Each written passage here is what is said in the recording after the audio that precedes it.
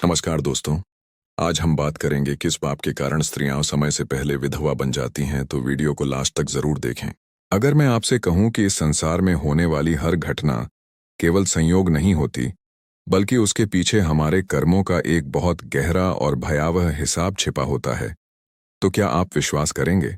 हम जिसे भाग्य कहते हैं, जिसे दुर्भाग्य कहकर चुप हो जाते हैं, वही वास्तव में हमारे कर्मों की परछाएं होती हैं।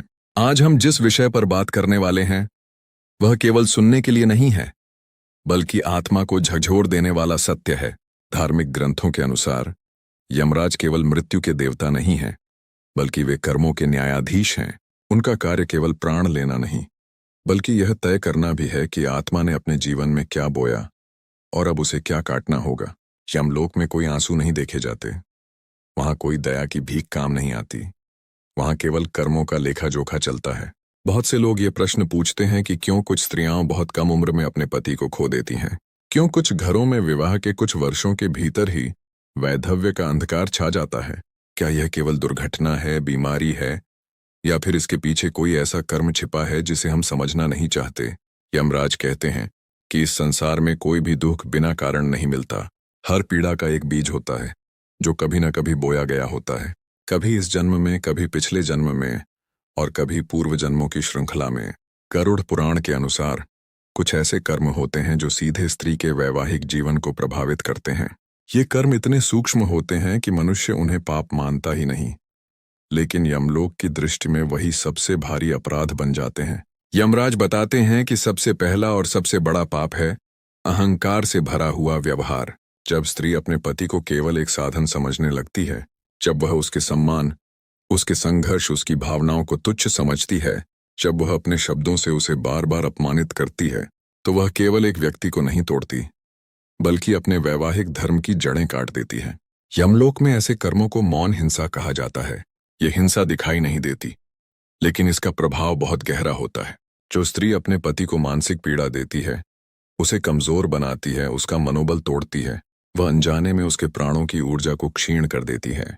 दूसरा बड़ा पाप बताया गया है पति के प्रति निष्ठा का अभाव। यहां निष्ठा का अर्थ केवल शारीरिक विश्वासघात नहीं है। मन से किसी और को महत्व देना, किसी और के साथ भावनात्मक जुड़ाव बनाना, अपने पति की तुलना किसी और से करना, ये सभी कर्म यमलोक में गंभीर अपराध माने जाते हैं।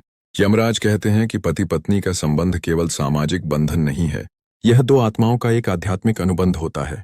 जब इस अनुबंध को मन से तोड़ा जाता है, तो उसका दंड केवल इसी जन्म तक सीमित नहीं रहता। तीसरा पाप है पति के माता पिता और परिवार का अपमान। गरुड़ पुराण में स्पष्ट लिखा है कि जो स्त्री अपने पति के माता पिता को तुच्छ समझती है, जो उनके प्रति कठोर शब्दों का प्रयोग करती है, जो घर में कलह और अशांति फैलाती है, वह अपने ही सुख का नाश करती है। यमराज बताते हैं कि जिस घर में स्त्री का वाणी दोष होता है, जहां शब्दों से झड़ टपकता है, वहां मृत्यु जल्दी दस्तक देती है। चौथा पाप है दया और करुणा का अभाव। जो स्त्री दुखी लोगों, गरीबों, पशु पक्षियों के प्रति क्रूर होती है, जो दूसरों के दर्द पर हंसती है, जो किसी का बुरा होते देख संतोष महसूस करती है, वह अपने लिए भी वही मार्ग तैयार करती है। यमलोक में ऐसे कर्मों को हृदय की हत्या कहा जाता है, और जहां हृदय मर जाता है, वहां जीवन का संतुलन भी टूट जाता है। पांचवां पाप है धर्म और आस्था का अपमान। जो स्त्री धर्म का मजाक उड़ाती है, पूजा पाठ को दिखावा समझती है, अपने पति की आस्था को नीचा दिखाती है, वह अपने वैवाहिक जीवन की रक्षा कवच को स्वयं उतार देती है। यमराज कहते हैं कि धर्म केवल मंदिर में नहीं होता, धर्म हमारे व्यवहार में होता है, हमारी नियत में होता है, और हमारे शब्दों में होता है। छठा पाप बताया गया है अहंकारी स्वतंत्रता। जब स्त्री यह मानने लगती है कि उसे किसी की जरूरत नहीं, कि वह सब कुछ अकेले कर सकती है, और पति को केवल एक औपचारिक उपस्थिति बना देती है, तो वहां से पतन शुरू हो जाता है। यमलोक में कहा जाता है कि विवाह में संतुलन टूटते ही मृत्यु की रेखा गहरी होने लगती है। यमराज यह भी बताते हैं कि कभी कभी ये कर्म इसी जन्म में नहीं किए गए होते।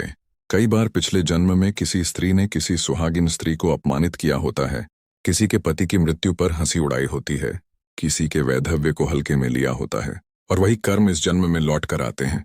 यमराज कहते हैं जो दूसरों के सुहाग का मजाक उड़ाता है, वह अपने सुहाग की आयु स्वयं घटा देता है। लेकिन यहीं एक बहुत बड़ी सच्चाई भी छिपी है। यमराज यह भी कहते हैं कि कोई भी आत्मा पूरी तरह दोषी नहीं होती, हर व्यक्ति को सुधार का अवसर दिया जाता है। यदि स्त्री अपने कर्मों को पहचान ले, अपने व्यवहार को बदल ले, अपने शब्दों में मधुरता ला लें तो बहुत कुछ बदला जा सकता है। यमलोक में लिखा है कि पश्चाताप सबसे बड़ा प्रायश्चित है और सच्चा पश्चाताप मृत्यु की रेखा को भी हल्का कर सकता है। यह कथा डराने के लिए नहीं है, यह चेतावनी है, यह आईना है, क्योंकि यमराज किसी से घृणा नहीं करते, वे केवल न्याय करते हैं।